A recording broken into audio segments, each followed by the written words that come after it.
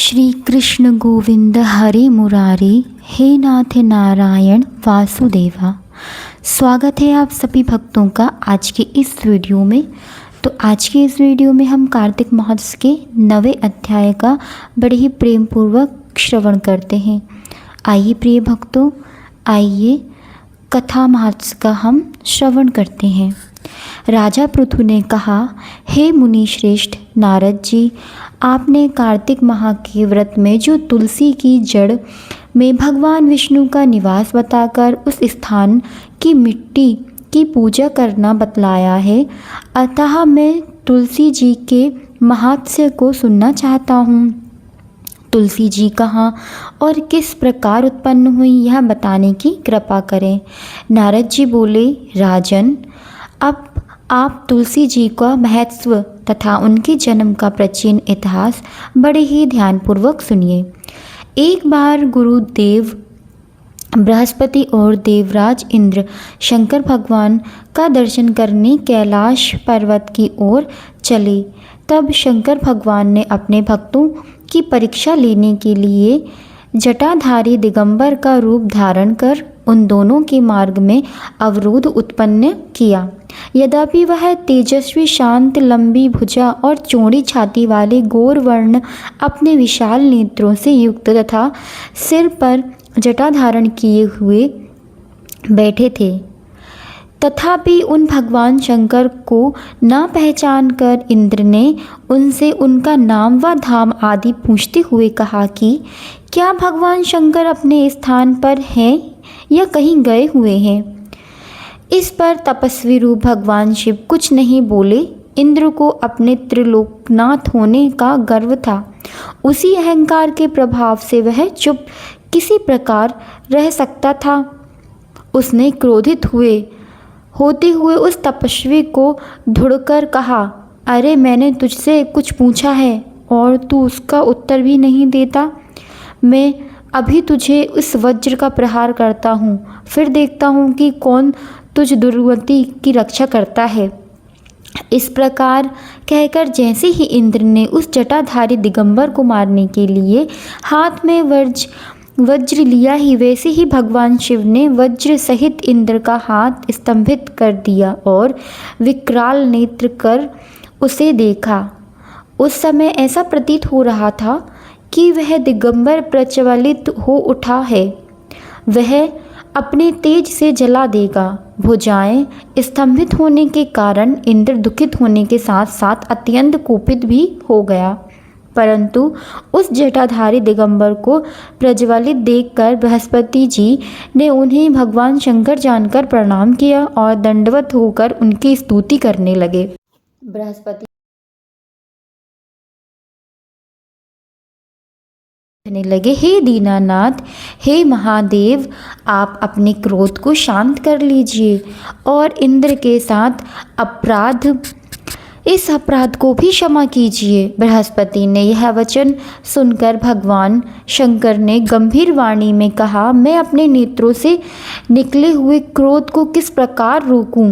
तब बृहस्पति देव ने कहा, भगवान, आप अपना भक्त वात्सल्य नाम सार्थक करते हुए अपने भक्त पर दया कीजिए। आप अपने इस तेज को अन्यत्र स्थापित कीजिए और इंद्र का उद्धार कीजिए। तब भगवान शंकर गुरु बृहस्पति से बोले, मैं तुम्हारी स्तुति से अत्यंत प्रसन्न हुआ हूँ।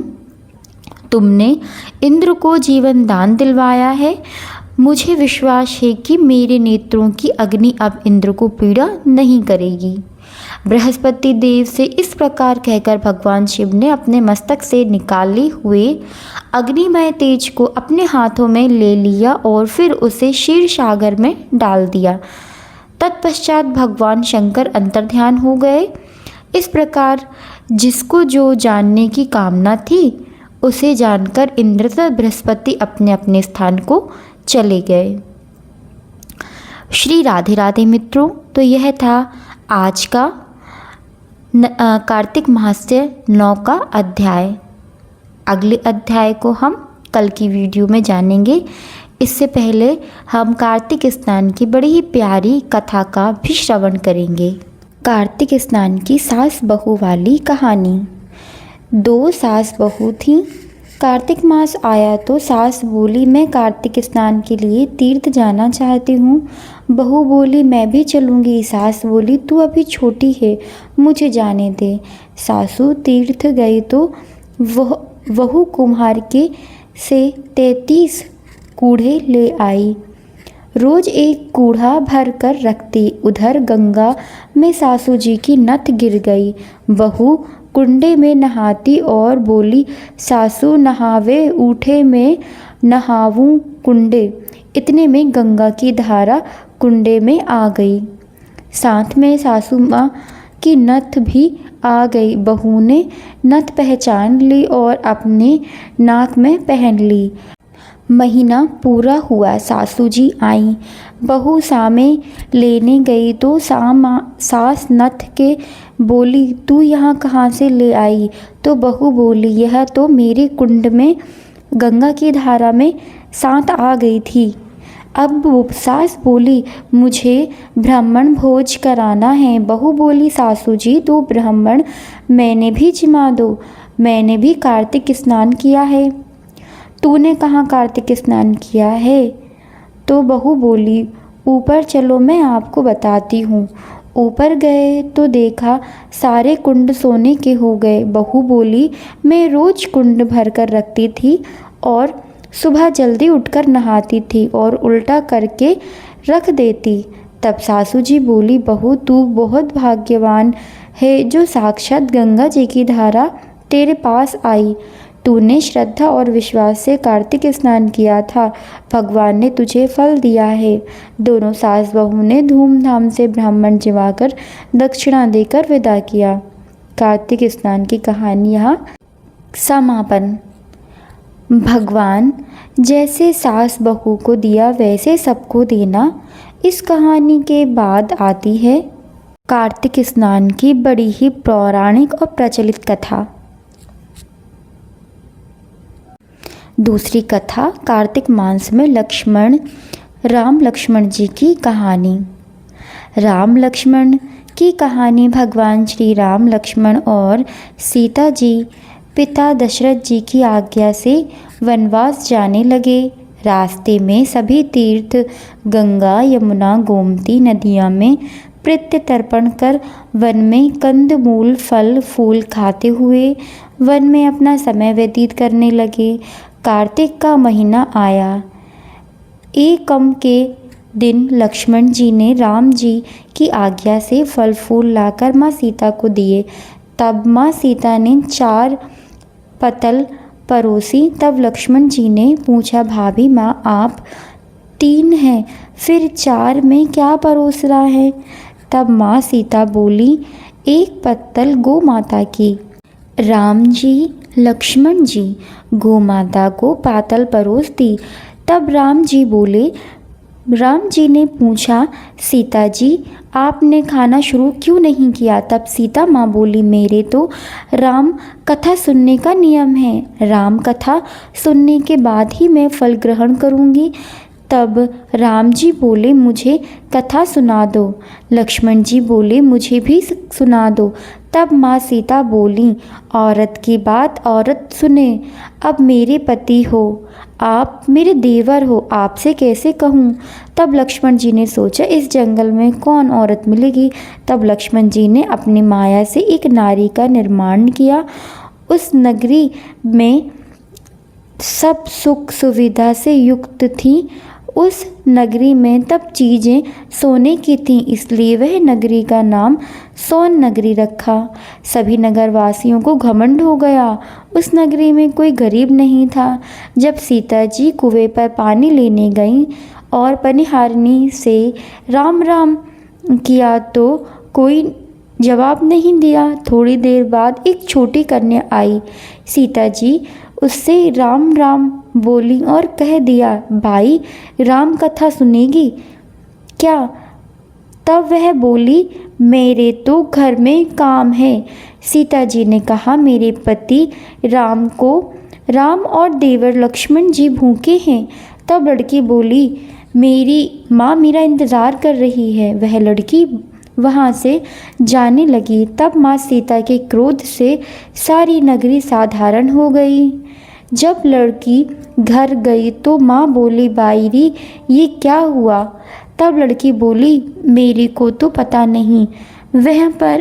वहाँ पर एक साध्वी बैठी थी, मुझे राम कथा सुनने के लिए बोली, पर मैं एक कथा न सुनी। यदि उसने कुछ किया हो तो पता नहीं। तब उसकी माँ ने उसके वापस जाकर कथा सुनने को कहा। लड़की ने वापस जाकर कथा सुनाने को कहा। लड़की ने वापस जाकर कथा सुनने से मना कर दिया। तब उसकी बहू बोली, आपकी आज्ञा हो तो ये कहानी सुनकर आती हूँ। जब वह कुएं पे गई तो पानी भरे और खाली करे। तब सीता जी ने कहा, आपके घर पर कुछ काम नहीं क्या? तब वह बोली, माता जी मैं तो सारा काम करके आई हूँ। तब माँ सीता जी बोली, तू मुझ माँ कहकर बुलाई, यदि तुझे समय हो तो मेरी राम कहानी सुन लेगी। तब वह बोली, माता जी कहानी सुनाओ, मैं बड़े ही प्रेम से कहानी सुनूंगी। चंदन चौकी मोतियन हार, राम कथा मारे हृदय आधार। राम कथा सुन राम ने मनाऊं, राम कहे तो परदेश में जाऊं। सीता जी ने कहा, हे बाई तूने मेरी मृत्यु लोक पे मदद करी, भगवान तेरी स्वर्ग लोक में रक्षा करेंगे। सीता जी ने राम कथा सुनाई। बाई ने कथा सुनी। आवो राम बैठो राम, जल भर छारी लाई, राम के लारी दनुवन लाई, राम ठंडा जल भर लाई, राम सपड़ो पधारो राम। झगलाया टोपी लाई राम, काड़ा किलकी लाई राम, स्वर्ण सिंहासन लाई राम, तापर आप विराजो राम। झालर टिरका लाई राम, शंख ध्वनि गवाऊं राम, हिवड़े हीरा सोवे राम, निरखत मन मोहे राम। चरण शरण में आए राम, शरण अपारे लेयो राम। माखन मिश्री लाई राम, माखन मिश्री आरोग्य राम। दूध भर कटोरी लाई राम, मेवा चिरकी परोसी राम। खाती मीठी चाका राम, चक्खो राम फर को अरुगो राम। रुच रुच भोग लगाओ राम, जो भावे सो ल्याऊं राम। जल भरे जारी ल्याऊं राम, आवे आचमन कर लो राम। रेशमिया गमलो लाई राम, हाथ मुँह पूछवाओ राम। पुष्पों से सेज बिछाऊं राम, अंतरिया छिड़काऊं राम। हिगलू डोया दिलाऊं राम, सीता चरण दबाऊं राम। सुख भर सेज पाढ़ो राम, हजार पंख डोलाऊं राम। थामे राम मह में राम, रोम रोम में राम ही राम। घट घट माया विराजो राम, मुख में तुलसी बालो राम। खाली मिजाज कई काम, जब बोलो राम ही राम। बोलो पंछी राम राम, पूर्णम होवे मंगल काम। हाँ हे बाई तूने मेरी राम कथा सुनी, मेरी सहायता की। राम जी लक्ष्मण जी को जिमाया है, भगवान तेरी भी रक्षा करेंगे, तुझे स्वर्ग का सुख मिलेगा। सीता माता ने उपहार स्वरूप उसे अपने गले लगाकर गले का हार दे दिया। जब वह घर गई तो उसके मटका सब सोने के हो गए। सासू जी ने कहा, ये सब तू कहाँ से लाई है? माँ सीता से राम कथा सुनी, इसका यह फल मुझे मिला है। सासू जी ने कहा, प्रतिदिन राम कथा सुनने जाना।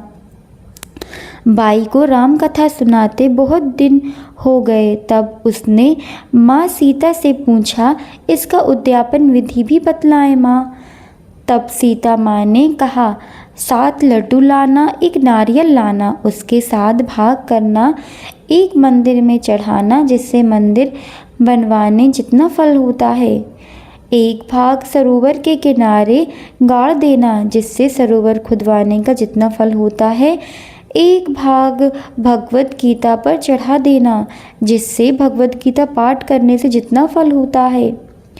एक भाग तुलसी माता को चढ़ाना, जिससे तुलसी विवाह जितना फल होगा। एक भाग कुंवारी कन्या को देवें, जिससे कन्या विवाह जितना फल होगा। एक भाग सूरज भगवान को चढ़ाना, जिससे 33 करोड़ देवी देवताओं को भोग लगाने जितना फल होगा। अब उसने विधि पूर्वक उद्यापन कर दिया। माता सीता के पास आई तब मैंने तो विधि पूर्वक उद्यापन कर दिया।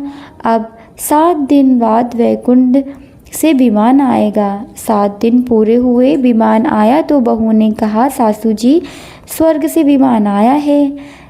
तब सासू जी ने कहा, बहू तेरे ससुर जी को मेरे को भी ले चल, तेरे माता पिता को ले चल, सारे कुटुंब परिवार को ले चल, अड़ोसी पड़ोसी को ले चल। बहू ने सबको बिठा लिया और विमान खाली था। थोड़ी देर बाद उसकी ननंद आई और देखती है विमान भर गया। तब बहू ने कहा, माँ सीता ननंद बाईसा को भी बिठा लो। पर माँ सीता ने कहा, इसने कभी कोई धर्म पुण्य नहीं किया। तब बहू ने कहा, बाईसा आप पहले कार्तिक मास में राम लक्ष्मण जी की कथा सुनना, उसके बाद आपके लिए भी वैकुंठ से विमान आएगा। गांव के सारे लोग एकत्रित हो गए और पूछने लगे, बाई तूने ऐसा कौन सा धर्म पुण्य किया? गीता भागवत गीता का पाठ किया, हमें भी बताओ। तब बाई ने कहा, मैंने तो माता सीता से प्रतिदिन राम कथा सुनी और नियम से उद्यापन किया। तब समस्त ग्रामीण राम कथा सुनने की जिद करने लगे। तब बाई राम कथा कहने लगी और सब नर नारी सुनने लगे। राम कथा संपूर्ण होते ही समस्त नगरी सोने की हो गई। बाई ने कहा, जो कोई राम कथा सुनावेगा उसकी मेरे समान ही फल मिलेगा। तब राम लक्ष्मण जी की जय जयकार करने लगे और विमान स्वर्ग में चला गया। 7 स्वर्ग के दरवाजे खुल गए। पहले द्वार पर नाग देवता, समस्त देवी देवता पुष्प वर्षा करने लगे। देवताओं ने पूछा कि तूने क्या पुण्य किया? तब उसने कहा, मैंने तो राम लक्ष्मण जानकी जी की कहानी सुनी। तो समस्त देवताओं ने कहा, वर मांग। तब उसने कहा, मेरे सब सिद्धियां हैं, मुझे यह वर दो कि जो भी श्रद्धा व भक्ति से राम कथा, राम लक्ष्मण जानकी जी की कहानी सुनेगा, उसको मेरे समान ही फल मिलेगा। सभी देवताओं ने पुष्प वर्षा करते हुए तथास्तु कहा। चारों ओर राम राम जी की जयकार होने लगी। बोलिए श्री रामचंद्र भगवान की जय, माता सीता की जय, लक्ष्मण जी की जय। ये प्रिय भक्तों, अब तुलसी चालीसा का पाठ कर लाभ उठाएं। देव उठनी एकादशी और कार्तिक मास में पाठ का विशेष लाभकारी है। तुलसी चालीसा का पाठ कार्तिक मास में और विशेष रूप से देव उठनी एकादशी, कार्तिक मास और कार्तिक पूर्णिमा पर करना बहुत ही फलदायी होता है। तुलसी चालीसा के पाठ से घर में सुख समृद्धि का वास बना रहता है और हर दिन श्रद्धा भाव से कीजिए तुलसी चालीसा पाठ। तुलसी चालीसा माता तुलसी माता को समर्पित है। पुराणों में वर्णित है कि देवी वृंदा ही तुलसी रूप में प्रकट हुई थी और भगवान विष्णु को देवी लक्ष्मी के समान ही प्रिय हैं। जो व्यक्ति नियमित रूप से तुलसी के पौधे को समक्ष तुलसी चालीसा का पाठ करता है और विशेष रूप से देव उठनी एकादशी, कार्तिक मास और कार्तिक पूर्णिमा पर तुलसी चालीसा का पाठ करता है, उसके पाप क्षय हो जाते हैं और वह भगवान विष्णु को प्रिय होकर उत्तम लोक को प्राप्त होता है। आइए बड़े प्रेम से श्री तुलसी महारानी करूं विनय सिर नाय, जो मम संकट विकट तीजे मत नशाय। नमो नमो तुलसी महारानी, महिमा अमित न जाए बजाए बखानी। दियो विष्णु तुमको सन्माना, जग में छाय सुयश महाना। विष्णु प्रिय जय भी भवानी, नितेहु लोक की हो सुख खानी। भगवत पूजा कर जो कोई, बिना तुम्हारे सफल न होई। जिन घर तब नाही हुए निवासा, उस घर करहि विष्णु नहीं वासा। करे सदा जो तब नित सुमरन, ते ही काज होए सब पूरन। कार्तिक मात महत स तुम्हारा, ताको जानत सब संसारा। तब पूजन सो करे कुमारी, पावे सुंदर वर सुकुमारी। कर जो पूजन नित प्रति नारी, सुख संपत्ति से होए सुखारी। वृद्धा नारी करे जो पूजन मिले भक्ति, होवे पुलकित मन श्रद्धा से पूजे जो कोई। भवनिधि से तर जाए सोई, कथा भागवत यज्ञ करावे। तुम बिन नहीं सफल है पावे। छायो तब प्रताप जग भारी, ध्यावत तुम ही सकल चितधारी। तुम ही मात यंत्र तंत्र, सफल काज सीधी होवे क्षण में। औषधि रूप आप हो माता, सब जग में तब यश विख्याता। देव ऋषि मुनि ओ तपधारी, करत सदा तब जय जयकारी। वेद पुराणन तब यश गाया, महिमा अगम पार नहीं पाया। नमो नमो जय जय सुखकारी, नमो नमो जय दुख निवारणी।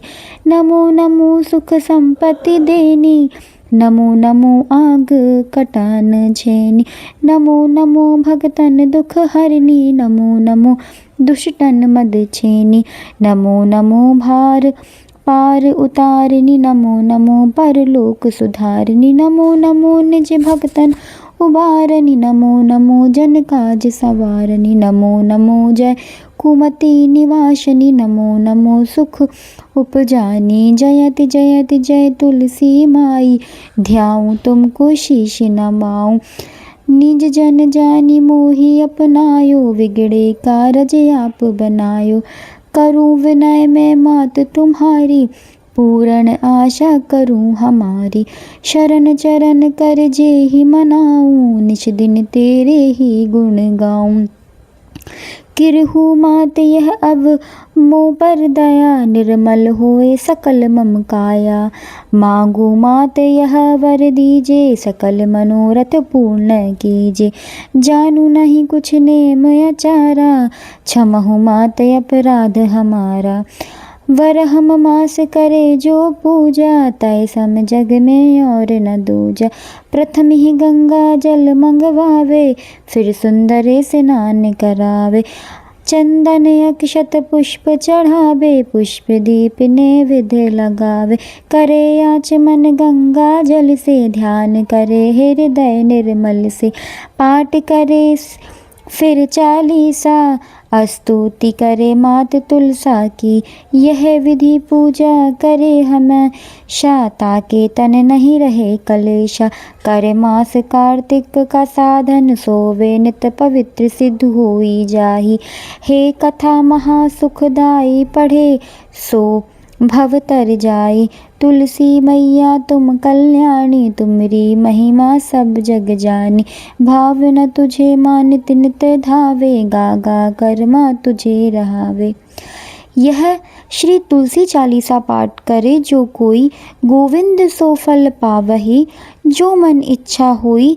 तुलसी चालीसा का पाठ करने के बाद तुलसी माता की आरती का गायन भी जरूरी है। चलिए, इसे उच्च कोटि का पुण्य लाभ मिलता है।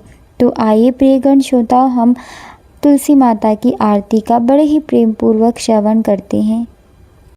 तुलसी माता की आरती नियमित रूप से करने वाले भगवान विष्णु और देवी लक्ष्मी की महाकृपा बनी रहती है। कार्तिक मास में हर दिन और देव उठनी एकादशी कार्तिक पूर्णिमा के दिन माता तुलसी की आरती का गायन करें, यह महापुण्य की प्राप्ति होती है। आइए, जय जय तुलसी मैया, ओम जय तुलसी मैया सब जुग की सुख करता, सब जग की सुख करता, सबकी वर माता। ओम जय तुलसी मैया सब योगों से ऊपर, सब रोगों से ऊपर, रज से रच करे सबकी भव त्राता। ओम जय तुलसी माता। वटुपुत्री है श्यामा, सुरवल्ली है ग्रामा, विष्णु प्रिय जो नर तुमको सेवे, विष्णु प्रिय जो नर तुमको सेवे, सो नर तर जाता। ओम जय तुलसी माता। हरि के शीश विराजत त्रिभुवन से हो वंदित, पतित जनों की तारणी, पतित जनों की तारणी, तुम ही विख्याता। ओम जय तुलसी माता। लेकर जन्म विजन्म में आई दिव्य भवन में, आई दिव्य भवन में, मानव लोक तुम्हीं से, मानव लोक तुम्हीं से, सुख संपत्ति पाता। ओम जय तुलसी मैया। हरि को तुम अति प्रिय, श्याम वर्ण सुकुमारी, श्याम वर्ण सुकुमारी, प्रेम अजब है उनका, तुमसे कैसा नाता। हमेरी विपत हरो, हमेरी विपत हरो, तुम कृपा करो माता। ओम जय तुलसी माता। जय जय तुलसी माता। सब जग की सुखदाता, सबको वर माता। ओम जय तुलसी माता। प्रिय भक्तों, इसी के साथ एक तुलसी जी का भजन तो होना चाहिए। आइए तुलसी महारानी का एक भजन गाते हैं। तुलसा महारानी नमो नमः, तुलसा महारानी नमो नमः, हर की पटरानी नमो नमः। कौन महीने में बोई रानी तुलसा, कौन महीने में बोई रानी तुलसा, तो कौन महीने हुई है हरियाली, हुई है हरियाली नमो नमः। असड़ा के महीना में बोई रानी तुलसा, असड़ा के महीने में बोई रानी तुलसा, सो सावन मास हुई है हरियाली, बनी है पटरानी नमो नमः। तुलसा महारानी महा पटरानी नमो नमः। कौन महीने में हुई तेरी पूजा, तो कौन महीने हुई है पटरानी, भुई है पटरानी नमो नमः। कार्तिक महीने में हुई मेरी पूजा, तो मगसिर मास हुई हूँ पटरानी, हुई हूँ पटरानी नमो नमः।